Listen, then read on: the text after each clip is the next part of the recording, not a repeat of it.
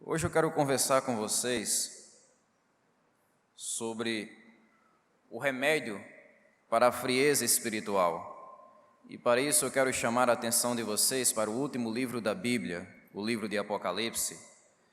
E nós faremos uma leitura no capítulo 2 desse livro, do versículo 1 até o versículo 7. Leremos a carta que Jesus Cristo direciona à igreja em Éfeso.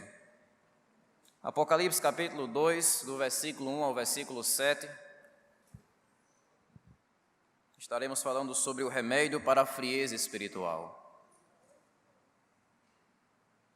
Escreve ao anjo da igreja em Éfeso: assim diz aquele que tem as 7 estrelas na mão direita e anda no meio dos 7 candelabros de ouro. Conheço tuas obras, teu trabalho e tua perseverança. Sei que não suportas os maus e que puseste à prova os que se dizem apóstolos, mas não são, e descobriste que são mentirosos. Tens perseverado e sofreste por causa do meu nome e não te desanimastes.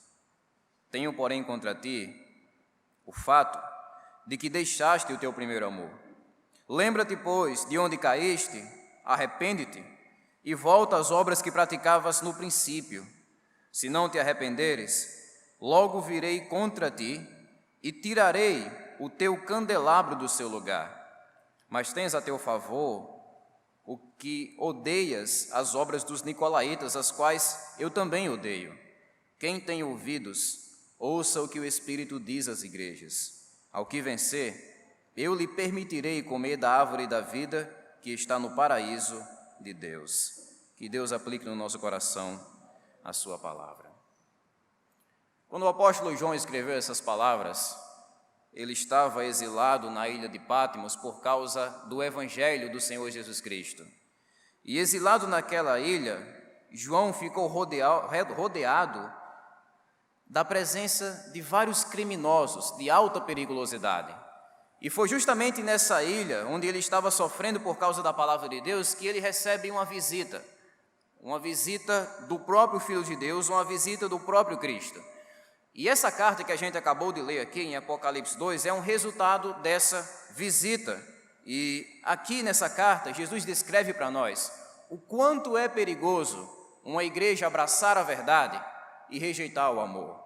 Ele mostra aqui uma igreja que tem uma boa doutrina, que tem um bom discernimento, que trabalha pesado, mas que é fria, que é vazia do primeiro amor, que é vazia do amor a Deus e também do amor ao próximo. E à medida que a gente vai caminhando nesses versículos, prosseguindo nesse texto, nós devemos fazer uma coisa muito simples. Devemos olhar em primeiro lugar para a nossa vida e em segundo lugar para a nossa igreja e examinar essas duas coisas à luz da palavra de Deus para que possamos entender como podemos ter uma igreja que é agradável ao Senhor Jesus Cristo. Eu digo isso porque essa carta, apesar de ter sido escrita há mais de 20 séculos, ela continua relevante, ela continua atual, ela continua precisa em dar diagnósticos do problema central da igreja chamado frieza espiritual.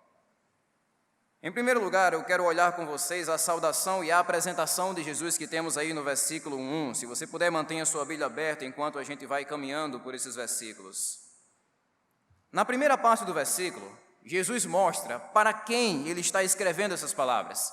E a carta é direcionada, em primeiro lugar, ao anjo da igreja. Escreve ao anjo da igreja em Éfeso. O livro de Apocalipse, como todos sabem, é aquele livro repleto de figuras. Deus, na sua soberana vontade, na sua infinita sabedoria, decidiu se revelar nesse livro de um modo especial por meio de figuras. E aqui, novamente, a gente tem essa linguagem figurada. A palavra anjo significa simplesmente mensageiro. Mensageiro. E a ideia aqui, quando ele diz escreve ao anjo, como boa parte dos estudiosos tem acatado, é que o anjo da igreja é o pastor da igreja.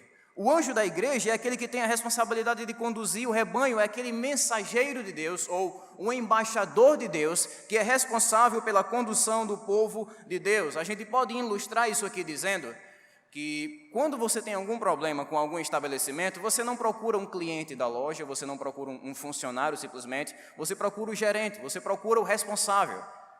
Do mesmo modo, quando Jesus Cristo tem algum problema com a igreja dele, a primeira pessoa que ele procura é a pessoa do pastor, aquele que, humanamente falando, é responsável pela condução do rebanho.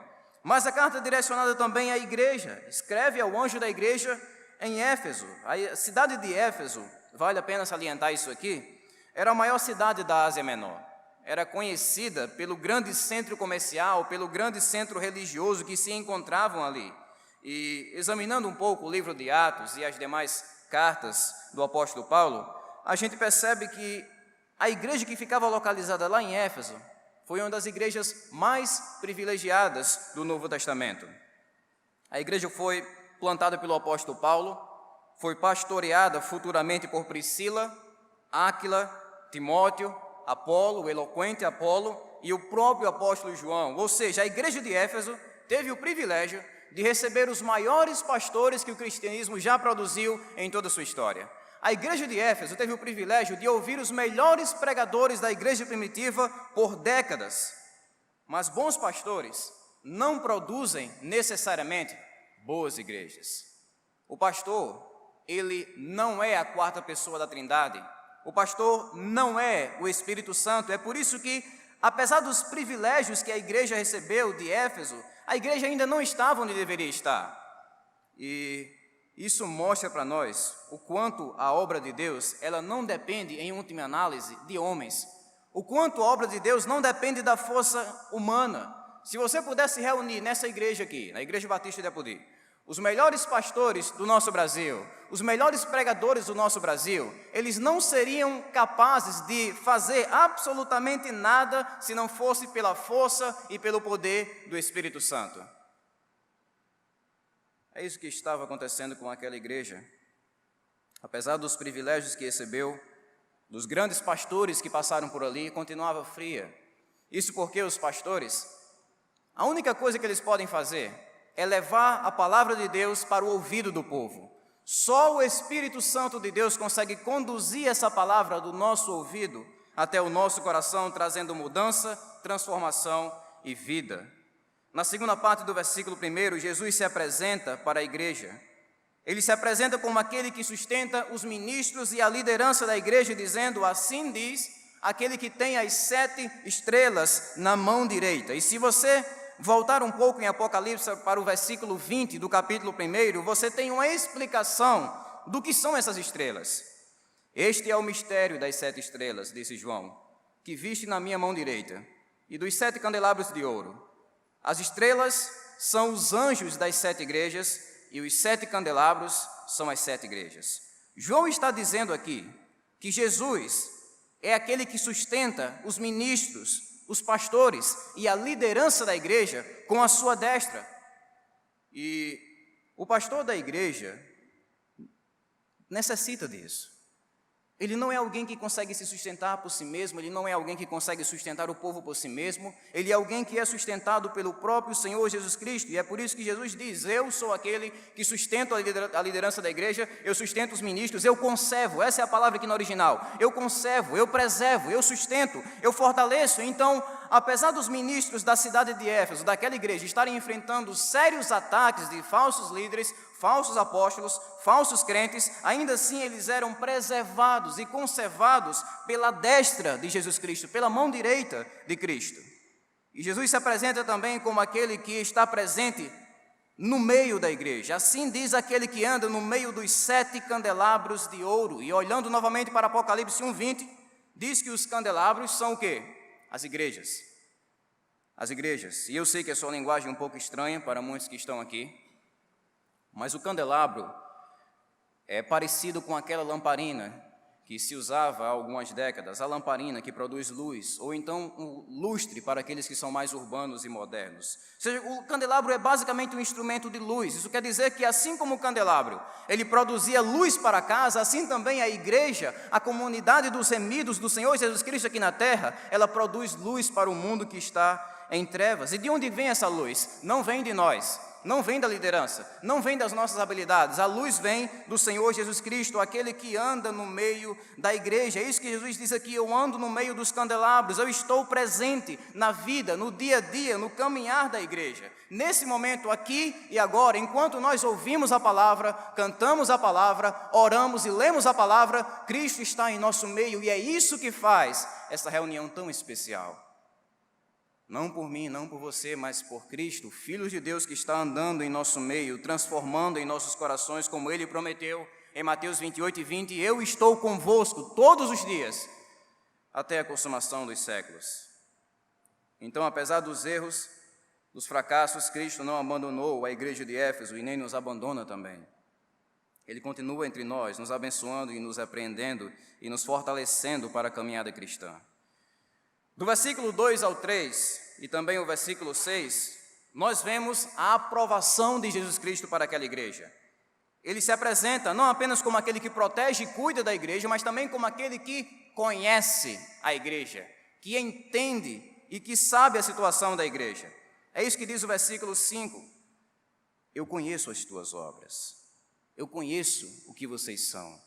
Eu não conheço apenas as suas aparências, eu conheço o seu coração, eu conheço a igreja. É isso que Jesus diz: eu conheço a igreja por dentro e por fora. O homem, ele pode esconder o pecado da esposa, pode esconder o pecado dos irmãos, da liderança, mas ele não consegue esconder os pecados de Jesus, porque Jesus é aquele que olha para nós e diz: eu conheço você, eu conheço a sua vida, eu conheço o seu dia a dia.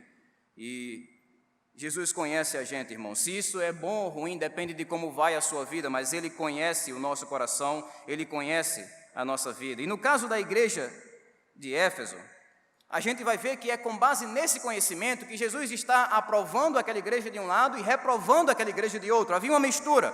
Era uma igreja que era parcialmente aprovada e parcialmente reprovada diante de Jesus. Vamos olhar primeiramente para a aprovação de Jesus Cristo para aquela igreja. A parte B do versículo 2, eu conheço as tuas obras, o teu trabalho e tua perseverança. Jesus aprova o trabalho daquela igreja. A linguagem aqui no original não é apenas de serviço, mas é um serviço pesado.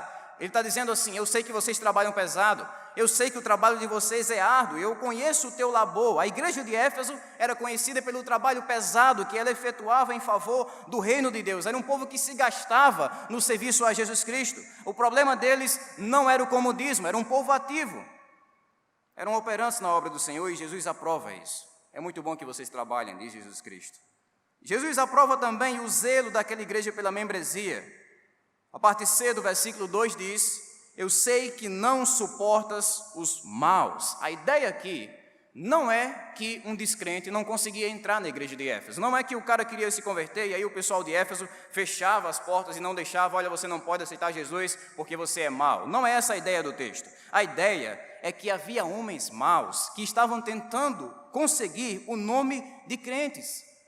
Homens com uma vida moral reprovável, homens com mau testemunho, homens com doutrinas estranhas, conhecidos pela maldade. E esse mesmo pessoal queria se identificar como igreja, queria fazer parte da igreja, sem abandonar o pecado, sem abandonar o mundo. Eles queriam Cristo de um lado do coração e o pecado do outro. Eles queriam participar da igreja, mas sem sair do mundo. E a igreja de Éfeso não suportava essa situação, porque eles entendiam que um crente de verdade é aquele que abandona o pecado.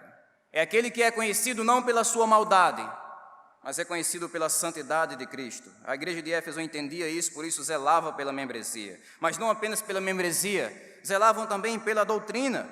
O versículo 2 termina dizendo: e que puseste à prova os que se dizem apóstolos, mas não são, e descobriste que são mentirosos.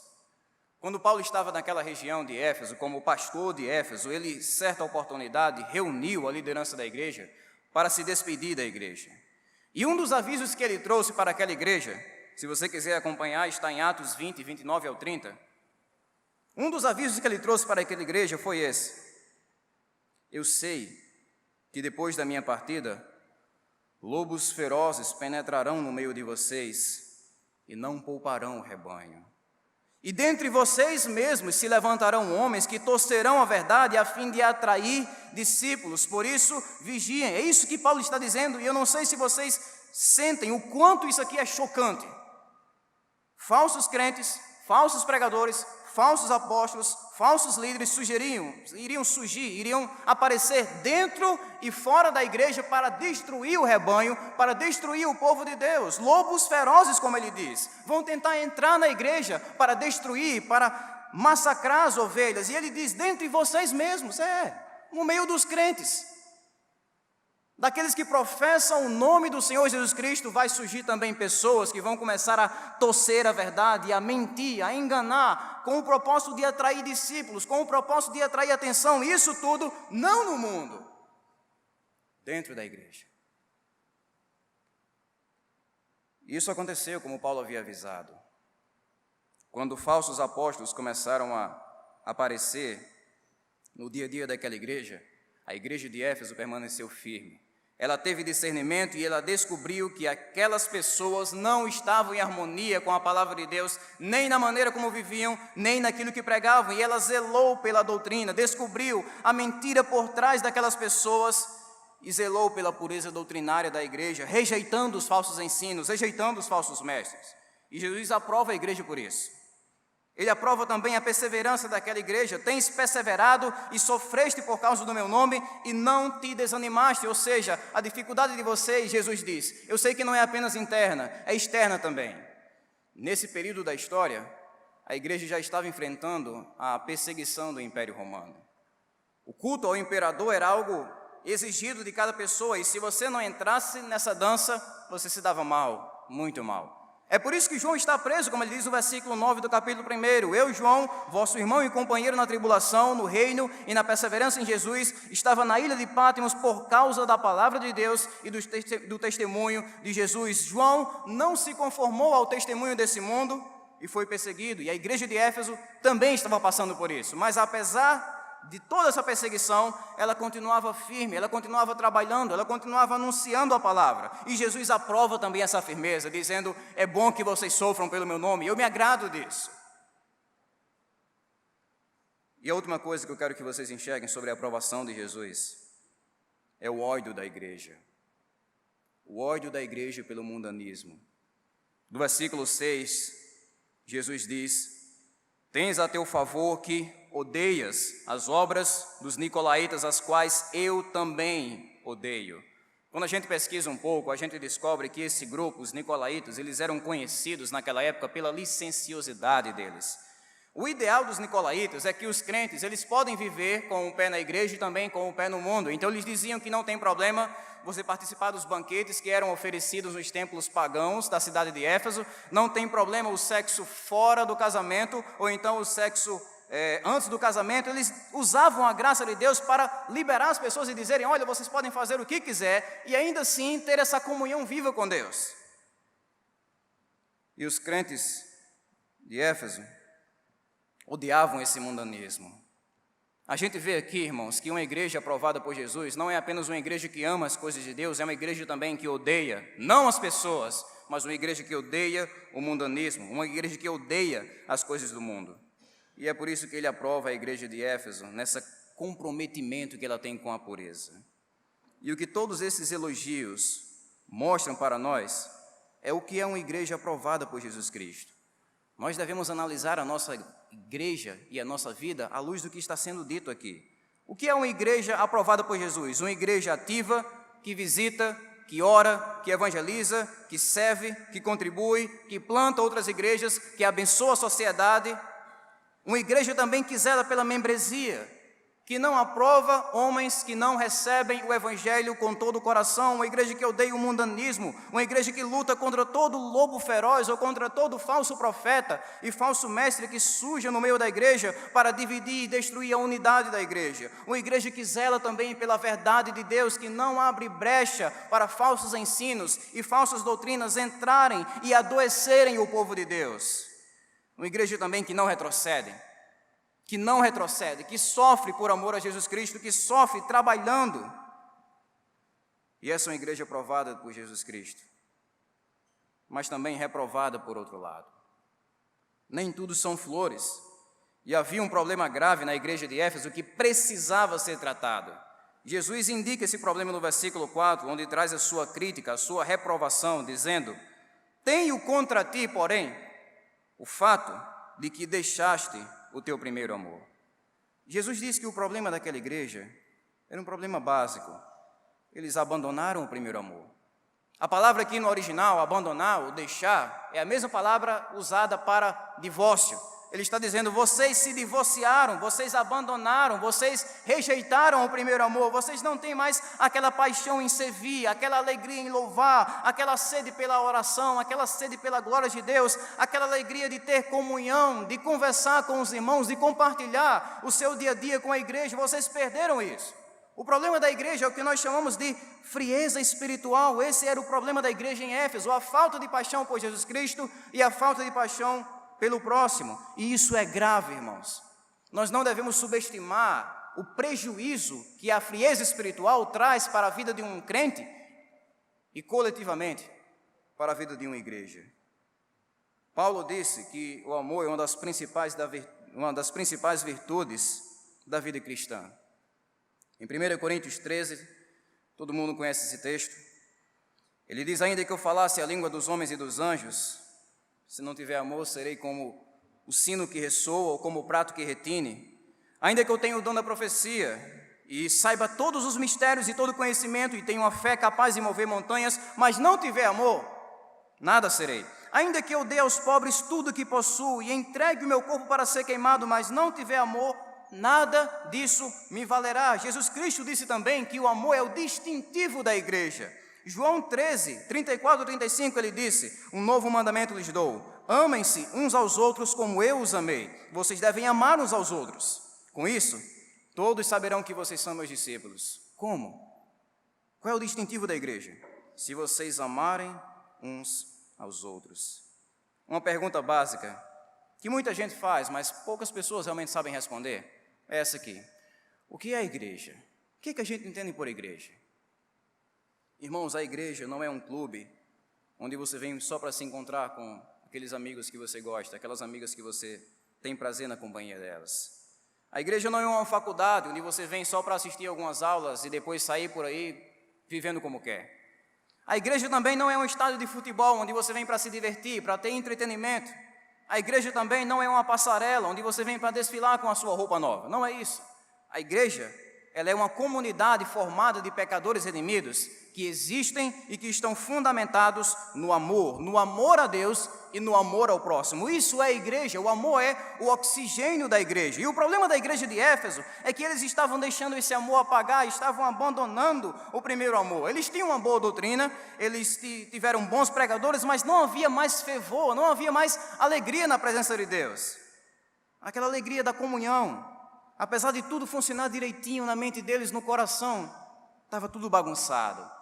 O cristianismo deles se tornou um cristianismo meramente religioso, um cristianismo mecânico, um cristianismo frio. Eles trabalhavam para Jesus, mas perderam o primeiro amor, ou seja, não havia paixão no trabalho, era mais por obrigação. E esse é o erro que eles cometeram. E, irmãos, o erro também que devemos evitar. Eu não sei quantos aqui estão no primeiro amor. Eu não consigo ler os corações, mas todos nós devemos atentar para o que está sendo dito aqui sobre a igreja de Éfeso. Você pode ter bons pregadores em sua igreja. Você pode estar presente em todos os cultos, trabalhar, ser ativo. Você pode odiar o mundanismo, ter uma boa teologia. Você pode estar até sofrendo por causa de Jesus, como a igreja estava aqui. E ainda assim você ter perdido o seu primeiro amor. Você ter perdido a sua paixão por Jesus Cristo. Essa era a situação da igreja de Éfeso. O culto estava virando um ritual. O relacionamento com Jesus não era mais vivo. Era uma coisa mais mecânica. Eles tinham perdido a alegria em ter unidade na igreja, em ter comunhão. Eles faziam o serviço como se fosse uma coisa obrigatória e por isso eles perderam o primeiro amor. E nós devemos analisar o nosso coração e a nossa igreja à luz do que Jesus disse sobre essa igreja em Éfeso aqui. E devemos entender que frieza espiritual é bem mais profunda do que a gente imagina, porque geralmente, quando falamos de frieza espiritual, pensamos em uma pessoa que não faz nada por Jesus Cristo. Acontece, geralmente é assim que a frieza espiritual se manifesta. Mas a frieza espiritual da igreja de Éfeso, vejam isso, eles trabalhavam, eles tinham boa doutrina, tinham conhecimento e ainda assim perderam o primeiro amor. Existe uma pergunta simples que pode ajudar a gente a identificar isso aqui em nossa própria vida. Qual é a prioridade da sua vida? Jesus, ele é a prioridade da sua vida. O que é que está em primeiro lugar, no topo do seu coração?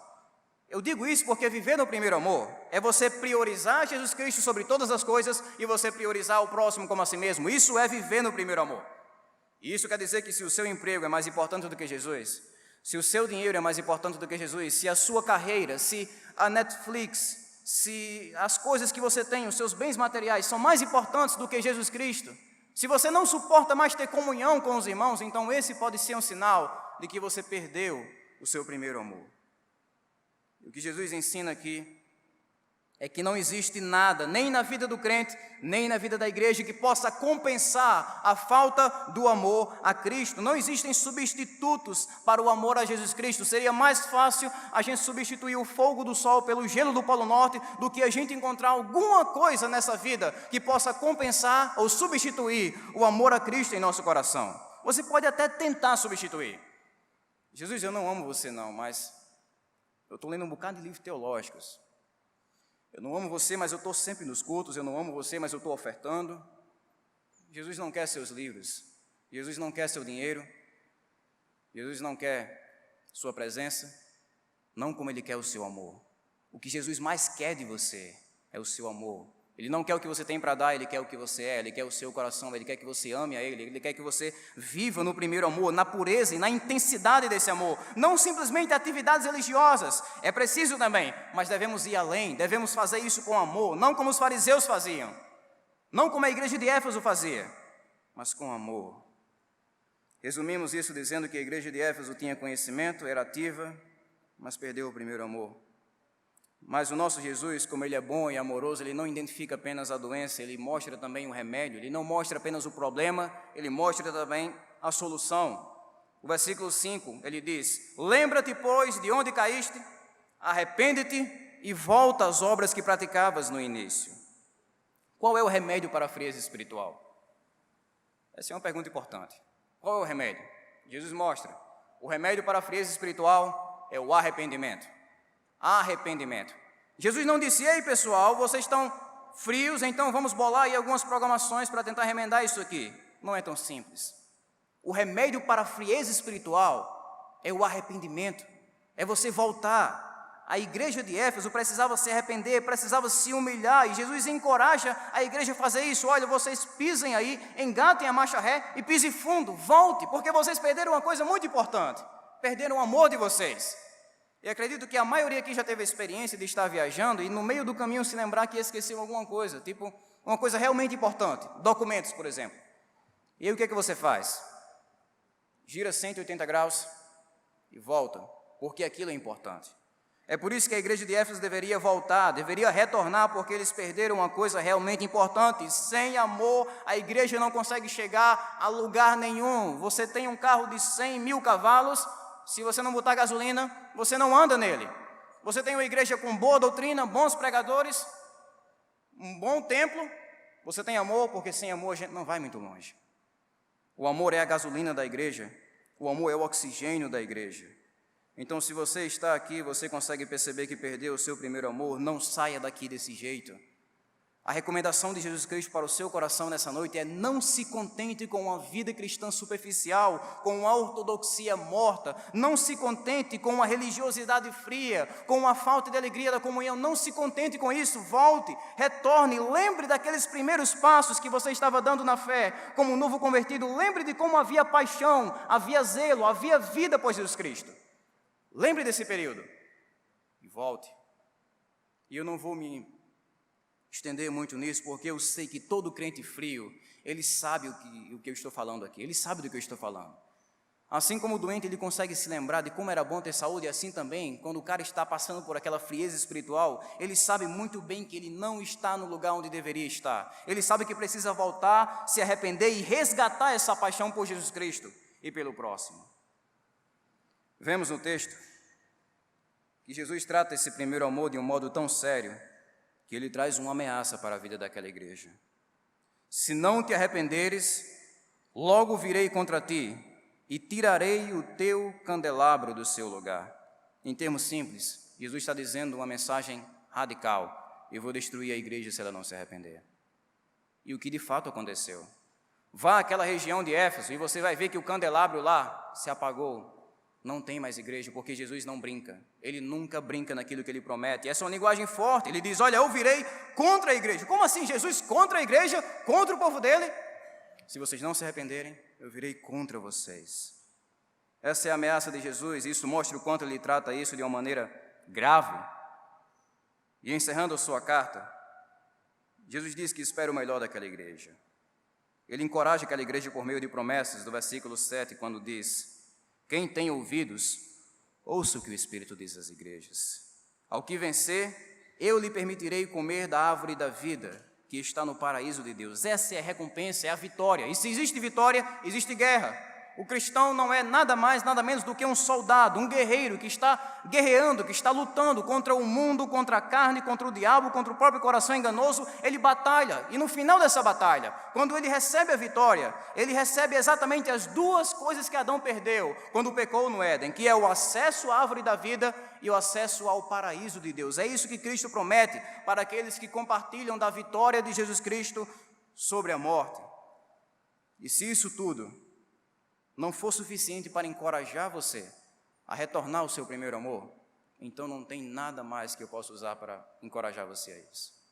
Se essas promessas e essas advertências não são suficientes para encorajar nós como crentes e a igreja de um modo geral, para estarmos valorizando e priorizando o amor a Cristo sobre todas as coisas e o amor ao próximo como a si mesmo, então não tem nada mais que possa nos encorajar a fazer isso. A minha oração, irmãos, é que Deus use esse texto para nos despertar.